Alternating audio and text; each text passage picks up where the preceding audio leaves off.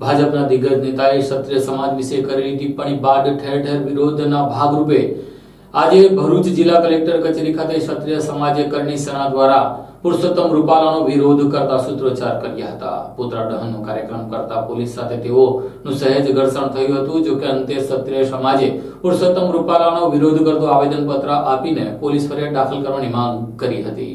એક તરફ ચૂંટણી નજીક આવી રહી છે, બીજી તરફ ભાજપના જ એક દિગ્ગજ નેતાએ કરેલ ટિપ્પણીથી રાજપૂત ક્ષત્રિયો વિફર્યા છે। ભરૂચ ખાતે ભાજપના દિગ્ગજ નેતા અને કેન્દ્રીય મંત્રી પુરુષોત્તમ રૂપાલાના વિરોધમાં ભરૂચ રાજપૂત ક્ષત્રિયોએ મોટી સંખ્યામાં કલેક્ટર કચેરી ખાતે એકત્ર થઈ વિરોધ નોંધાવી આવેદનપત્ર આપ્યું હતું। ભાજપના દિગ્ગજ નેતા અને કેન્દ્રીય મંત્રી પુરુષોત્તમ રૂપાલા સામે સમગ્ર ગુજરાતમાં ક્ષત્રિય સમાજ દ્વારા જબરદસ્ત વિરોધ કરવામાં આવી રહ્યો છે, જેમાં ક્ષત્રિય સમાજ રાજકોટ બેઠક પરથી તેમની ટિકિટ રદ કરવાની માંગ પર અડગ છે। પુરુષોત્તમ રૂપાલાએ તાજેતરમાં ચૂંટણી પ્રચાર દરમિયાન રાજકોટમાં વાલ્મીકી સમાજના એક સ્નેહ મિલન સમારંભમાં સભામાં રજવાડાઓને લઈને વિવાદિત નિવેદન આપ્યું હતું, જેના પડઘા ચૂંટણી પૂર્વ રાજ્યભરમાં પડી રહ્યા છે।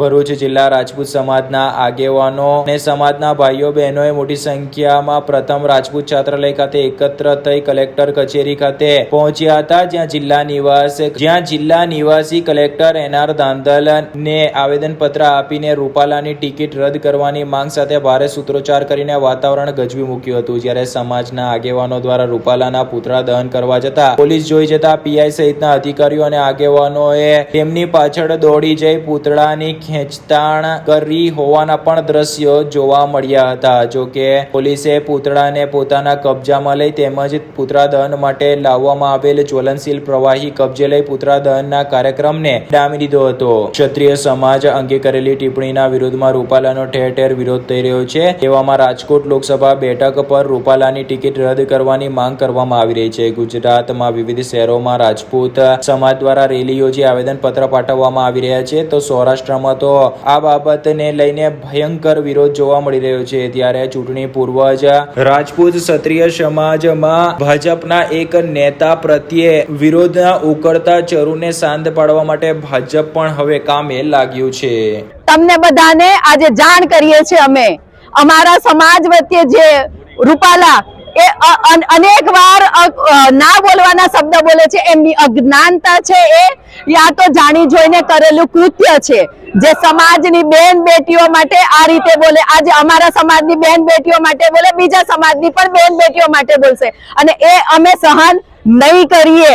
હવે પછી જો રૂપાલાને ટિકિટ આપવામાં આવશે ભાજપ તરફથી તો અમે એનો વિરોધ કરીશું અને દરેક ક્ષત્રાણી હવે મેદાનમાં ઉતરશે અને રૂપાલાનો વિરોધ કરીએ છીએ, કારણ કે હંમેશા અમારા સમાજે બીજેપીની હંમેશા પડખે રહી અને વોટ આપ્યો છે અને જીતાવ્યા છે સરકારને, પણ હવે અમે નહીં ચલાવી લઈએ, બીજેપીનો પણ બહિષ્કાર કરીશું।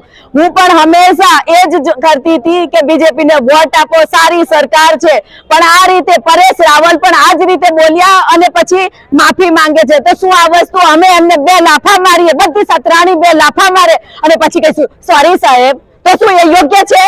તમે જ કહો કે યોગ્ય હોય તો અમને જણાવો, કે યોગ્ય હોય તો લાવો અમારી સામે અને અમે એમને લાફે મારીએ। અને જો એને ટિકિટ આપશો તો અમારો ક્ષત્રિય સમાજ ઓલ ગુજરાતમાંથી એમનો વિરોધ કરે છે। જ્યાં પણ ઓલ ગુજરાતમાં કોઈ પણ જગ્યાએ એમને ટિકિટ આપવામાં આવશે તો એનો બહિષ્કાર કરીશું અને એનો જવાબ એમને આ ચૂંટણીમાં ખબર પડશે। જય માતાજી। હું શૈલેન્દ્રસિંહ ડાયબા વસી કરણી સેના દક્ષિણ ગુજરાત અધ્યક્ષ।